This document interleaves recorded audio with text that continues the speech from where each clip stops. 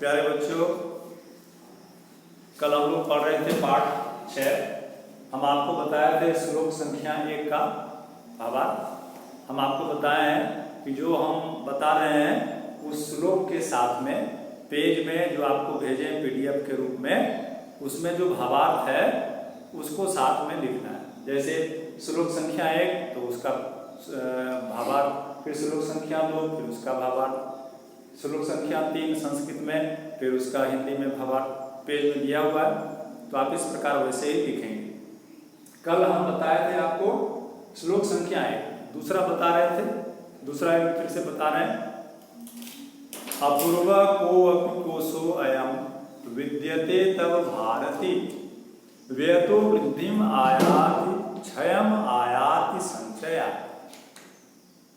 हम बता रहे थे भारती का अर्थ, भारती सरस्वती का पर्यायवाची शब्द है। सरस्वती मतलब विद्या की देवी। अपूर्व को अपि कोशो अयम विद्यते तव भारती। भारती हे सरस्वती, विद्यते विद्यारूपी जो यह खजाना है, तब मतलब तुम्हारी, हे सरस्वती तुम्हारी यह विद्यारूपी जो खजाना है, भंडार है, अपूर्व को अपि, इसके जैसा अनोखा कौन है। हे सरस्वती तुम्हारी विद्यारूपी खजाना के समान अनोखा कोई खजाना नहीं। अनोखा इसको क्यों कहा गया, विद्या को? आगे श्लोक में बताया गया, व्ययतो वृद्धिम आयाति क्षयम आयाति संचया। अर्थात व्ययतो व्यय करने से, खर्च करने से, वृद्धिम आयाति वृद्धि को प्राप्त हो जाती है। आयाति मतलब प्राप्त होती है, वृद्धि को प्राप्त हो जाती है अर्थात बढ़ जाती है। क्षयम आयाति, क्षयम मतलब क्षय होना, नष्ट होना, घट जाना। संचया संचय करने से, जमा करने से। संचयात मतलब जमा, संचय करने से, जमा करने से। अर्थात विद्या व्यय करने से, खर्च करने से बढ़ जाती है और जमा करने से घट जाती है। अर्थात विद्या को यदि हम जमा करेंगे, अर्थात उसको हम प्रयोग में नहीं लाएंगे तो विद्या नष्ट हो जाएगी, हम भूल जाएंगे। लेकिन हम उसको जितना बांटेंगे, जितना व्यय करेंगे, उतना वो बढ़ता जाएगा।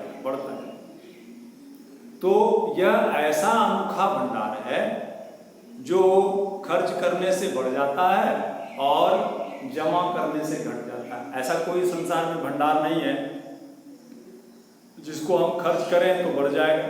सारा धन का भंडार और अन्य जितना भी भंडार है उसको खर्च करने से घट जाता है। एकमात्र विद्या ही ऐसा खजाना है, भंडार है, जिसको खर्च करने से बढ़ता है और जमा करने से नष्ट होता है।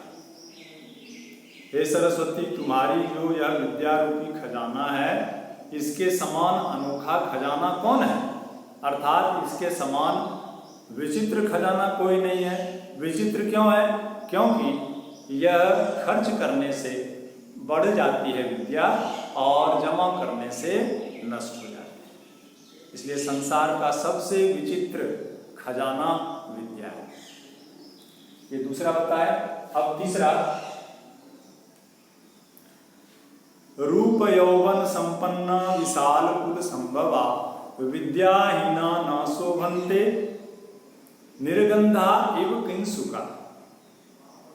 रूप यौवन संपन्ना, रूप और जवानी से संपन्न, रूप और जवानी से युक्त, विशाल कुल संभवा, विशाल कुल मतलब खानदान, परिवार, संभवा मतलब संभव हुआ, मतलब जन्म लिया।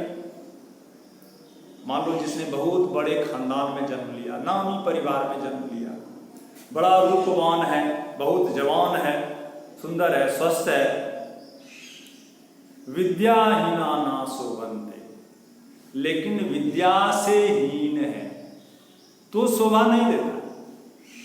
उसका रूप, उसकी जवानी, उसका परिवार का ख्याति, नाम, वो सब व्यर्थ हो गया। वो शोभा नहीं देता है विद्या के बिना।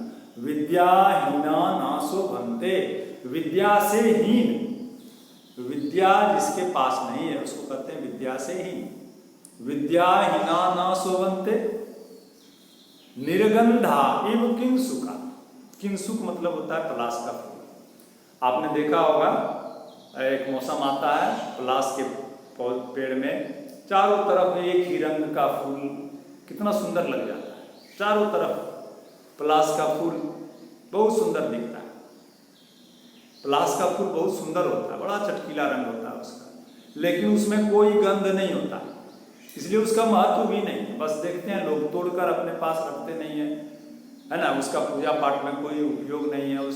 उसको जैसे बिना गंध का पलाश का फूल शोभा नहीं देता, व्यर्थ है, बेकार है, वैसे ही विद्या के बिना सारा गुण बेकार है। चाहे हम बहुत रूपवान हैं, चाहे हम बहुत स्वस्थ हैं, चाहे हम बहुत बड़े खानदान में जन्म लिए हैं, लेकिन विद्या नहीं है तो विद्या के बिना हम उसी प्रकार व्यर्थ हैं, बेकार है, जिस प्रकार बिना गंध का सुंदर पलाश का फूल भी सुंदर नहीं होता, व्यर्थ होता है। ये बताया तीसरा। अर्थात कहने का अर्थ हुआ कि विद्या के बिना सारा गुण व्यर्थ है। अब चौथा बता रहे हैं, न चौरहार्यम न च राजहार्यम न भ्रातृभाज्यम न च भारकारी व्यते कृते वर्धते नित्यम विद्याधनम सर्वधन प्रधानम। अब इसमें बताया गया कि सबसे प्रधान धन विद्या है। पहले श्लोक में क्या बताया गया? विद्या सबका आभूषण है, विद्या सबकी सुंदरता है। दूसरे में क्या बताया गया? विद्या के समान अनोखा खजाना कोई नहीं है, क्योंकि यह व्यय करने से, खर्च करने से बढ़ जाता है और जमा करने से घट जाता है। तीसरे में बताया गया कि विद्या के बिना हर गुण व्यर्थ है, सभी अच्छाई व्यर्थ है। अब चौथे में बताया गया, न चौरहार्यम, यह जो विद्या है यह चुराने लायक नहीं है, चोर के द्वारा हरण करने लायक नहीं है। न च राजहार्यम, और न राजा के द्वारा छीनने लायक। हमारा धन किस प्रकार जाता है? चाहे तो चोर चुरा लेगा, चाहे तो प्रधानमंत्री या कोई सरकार शासन कोई कुर्की जब्ती का आदेश निकालेगा, सारा धन लेकर चला जाएगा। यदि कोई हमने अपराध किया है तो राजा छीन सकता है कभी भी। तो विद्या ऐसा धन है न जिसको चोर चुरा सकता, न राजा छीन सकता, न भ्रातृभाज्यम। और धन किस प्रकार घटता है? तो भाई का बंटवारा होता है, पिता के धन का भी बंटवारा होता है जो विरासत में हमको मिलता है, और धन जो पिताजी का था वो पूरा हमको नहीं मिलता है, हमारे भाई में बंट जाता है। लेकिन विद्या नहीं बांटी जा सकती। न भ्रातृभाज्यम, यह भाई में बांटने लायक भी नहीं है। न च भारकारी, और इसमें कोई वजन भी नहीं है, भार भी नहीं। वाह! न तो चोर चुरा सकता है, ऐसा धन है विद्या, ना तो राजा छीन सकता है, न तो भाई में बांटा जा सकता है, न इसमें कोई वजन होता है। और क्या? व्यय कृते वर्धते एव नित्यम।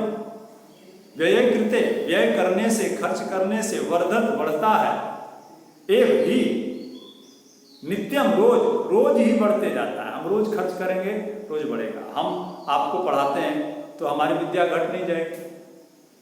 जो शिक्षक पढ़ाते हैं, या यदि आप अपने से छोटे को यदि आप पढ़ाते हैं, विद्या दान देते हैं, तो आपकी विद्या कम नहीं हो जाएगी, और बढ़ेगी, नित्य बढ़ेगी। जितना पढ़ाइएगा आप उतना विद्या बढ़ेगी। इसलिए विद्या धनम सर्वधन प्रधानम। धन्यवाद।